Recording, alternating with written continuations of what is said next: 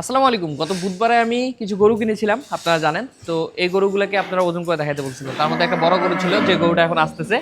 তো এটাকে এখন আমি আপনাদের ওজন করে দেখাবো। এটাকে এতই ওজন করে নেই, কারণ এই খামারে যেহেতু পুরাতন গরু আছে, গরু আনলে রিস্ক হয়ে যায়। এই জন্য আজকে নিয়ে আসলাম 2 দিন অবজারভেশন করার পর। এই গরুটাকে একটু খাই, সমস্যা নাই। আমি আপনাদের আইডিয়া দিয়েছিলাম যে গরুটা 300 কেজি ওজন আছে। দেখেন তো আইডিয়া কাকে বলে, ওজন কতটুকু পাইলেন? 296 কেজি। 96 97 উঠানামা করতেছে, আচ্ছা 96। আমি আইডিয়া করছিলাম 300 কেজি, 4 কেজি কম হয়েছে। এখন কিন্তু বিকাল 3টা, মানে খালি পেটে ওজনটা দেওয়া হচ্ছে। তারপরে এই ওজনটা ওই দিন যখন আনছিলাম হাট থেকে, তখন সাদা হাতে মাপ দিলে 300 কেজি পাইতাম। সাদা গরুটা দেখাইলাম, ক্রস গরু, যে ওইটা তো দেখতেই পাইলেন।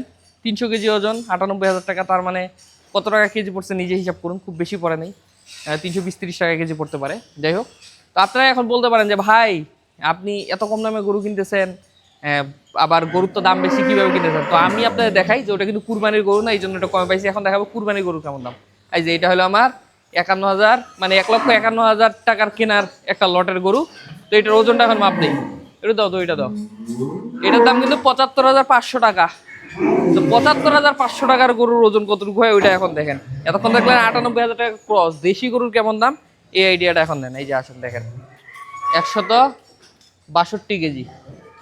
162 কেজি ওজনের গরুর দাম হলো 75,500 টাকা। আর 296 কেজি ওজনের গরুর দাম হলো 98,000 টাকা।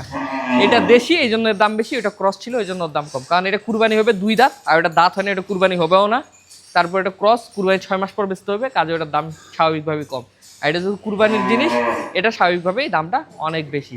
দেশি গরুগুলো আমাদের এরকমই দামে কিনা পড়ে, বাট যেগুলো ক্রস, এগুলো আসলে কম দামে একটু কিনতে পারা যায়।